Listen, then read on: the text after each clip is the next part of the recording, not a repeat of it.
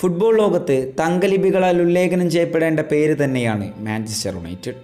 ചുവന്ന ചെകുത്താന്മാരെന്ന് ഒരു കാലഘട്ടത്തെ അവരെ വിശേഷിപ്പിച്ചിരുന്നു. ഒരു കൂട്ടം ആരാധകർക്ക് വിഷമത്തിൻ്റെയും ലജ്ജയുടെയും നാടിട വഴികളിലൂടെ കടന്നുപോയപ്പോൾ പലരും മുഖം തിരിഞ്ഞ് നിന്നിട്ടുണ്ട്. ഇംഗ്ലീഷ് പ്രീമിയർ ലീഗിൽ ഒരു കാലത്ത് കൊടികുത്തി വാഴുന്നിരുന്ന യുണൈറ്റഡ് പിൽക്കാലത്ത് എങ്ങനെയാണ് പലതും നഷ്ടപ്പെട്ടുകൊണ്ടിരിക്കുന്ന ഒരു ക്ലബ്ബായി മാറിയത്? അതെ, തിരിച്ചുവരവിനായി വലിയ വലിയ ശ്രമങ്ങൾ നടത്തി. പല താരങ്ങളെ എത്തിച്ചു കൊണ്ടിരുന്നു. അതിലുപരി പല പരിശീലകന്മാരെയും ടീമിലെത്തിച്ചു. പക്ഷേ അതൊന്നും അവർക്ക് മതിയായി വന്നിരുന്നില്ല.